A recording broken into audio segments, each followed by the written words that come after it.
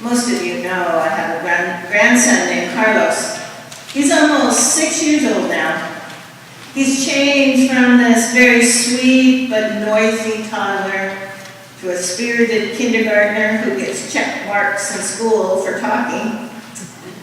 Last Wednesday evening, I was at home in Trinidad, and I was tidying up the kitchen when I looked out into the living room. It looked like a tornado had hit it. There were dirty clothes and Hot Wheel cars and dishes everywhere, covered that room. "Carlos," I said, "please pick up this mess." "Do I have to?" he whined. "Yes, you do. Start with the dirty clothes." "I don't want to," he replied. "Well," I said, "you're a big boy now. You're responsible for your own dirty socks and dirty pants." "Okay," he muttered. After he returned from the dirty clothes hamper, I said, "Now pick up your toys." He said that they were his friend Christopher's toys, and he didn't want to. I said, "Well, bring them to him. He's your friend. They're his toys." Grumbling, his face all red and angry, Carlos brought the toys to his friend's house. When he got back, I told that really frustrated little boy to bring the dishes into the kitchen. "All right," he said. And as Carlos handed me the dishes, that child said with a smile that could light up the sky, "Grandma, I sure love you." What a shock. That's not what I expected. What a transformation. But then people transform, transfigure, they change all the time. No doubt you've been through one or two transformations yourself. I know I have. Jesus was no different. The scripture said, did you listen, that Jesus took with him Peter and John and James and went up on the mountain to pray. And while Jesus was praying, the appearance of his face changed and his clothes became dazzling white. The church calls this event the Transfiguration of Christ, meaning Jesus' appearance changed. Today, transformations, if not transfigurations, are common. Many people want to improve what they look like. Both women and men now wear makeup. They dress and design their clothes. They get their hairstyle. Their bodies are thinned and trimmed, and their faces are lifted. I don't know anyone, including me, who doesn't want to improve their appearance from time to time. Sometimes we change our whole image. We even change our names. Certainly women often do that when they marry. They take their spouse's name. I have an adopted foster niece. She was adopted by my sister when she was 10 years old. And my niece decided she didn't like her name Janae anymore. So she changed it to Michelle Rose. Together, Michelle Rose. And it took her years of reminding before she answered to her new name. Certainly, name changing wasn't original with us. The Bible is just full of people who receive new names to go along with this new life that God has given them. I know that many of you know these names, and I've given you this test before, so I thought I'd try it one more time. You did very well last time. Let's see if you still do. Do you know these original, or these Bible characters by their original names? And if you know, what is their new name? So we're going to start with the Old Testament.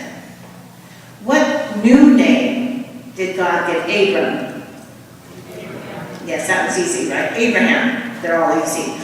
What name did he give Jacob? Yes, very good. Israel means man who struggles with God. Let's try the New Testament. What was the new name Saul was given? Paul. Easy, right? This one's even easier. What about the disciple Simon? Peter. And what does that mean? Rock. Rock. Peter, rock. These names reflect changes, transformations in the lives of the people who God became in relationship to. Changes aren't the exception, really. They're the rule. You and I are constantly changing, even if we don't notice.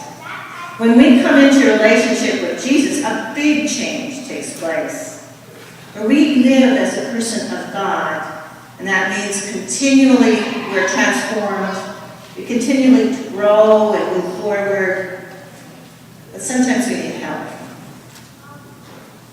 I think Jesus did too.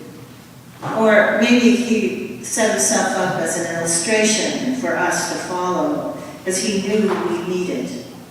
You see, the timing of this transfiguration of Jesus was perfect.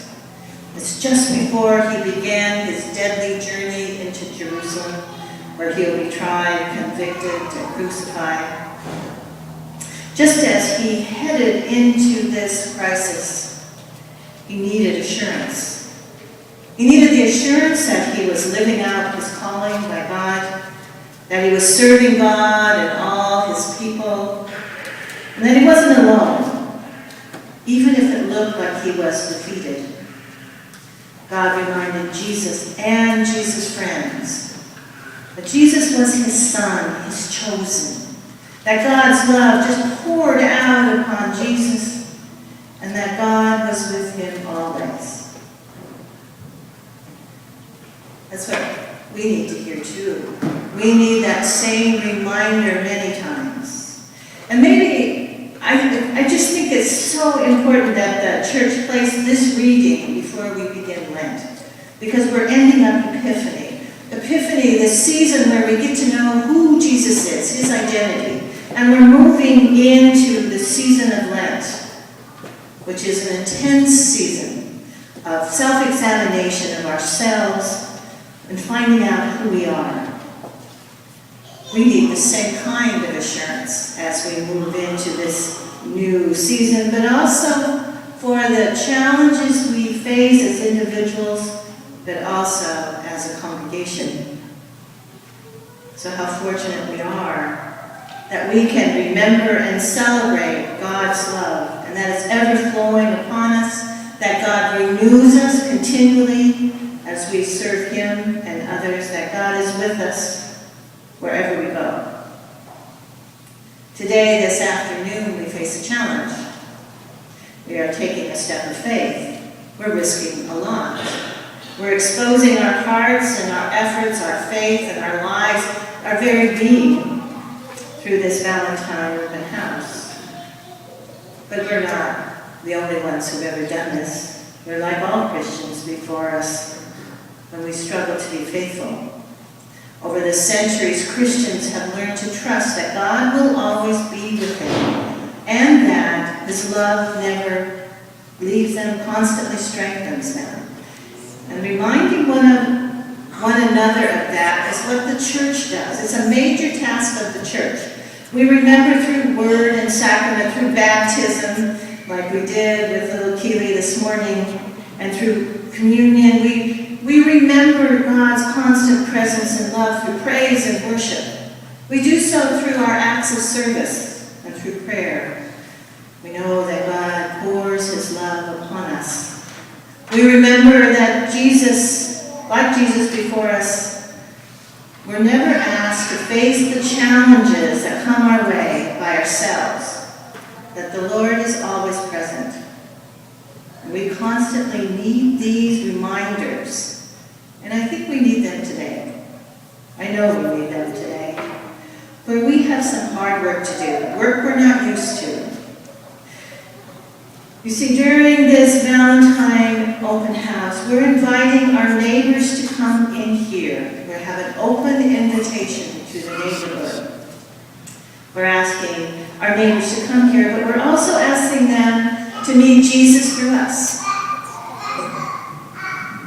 Our neighbors may not accept the invitations, or they may. We don't know. It's not up to us. We can't control that. All we can do is try. All we can do is offer the invitation.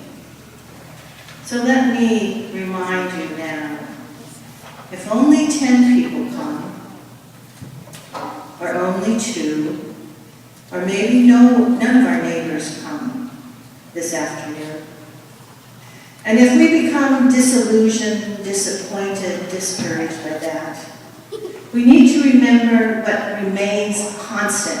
So I'm going to remind you of that.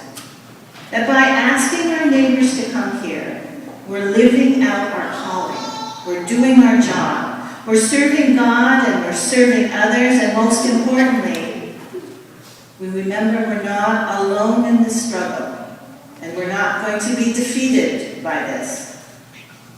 For we don't face any challenge alone or by our strength alone. In faith, Christ's strength becomes our strength, and his glory shines through us. So let's remember and celebrate this as a congregation.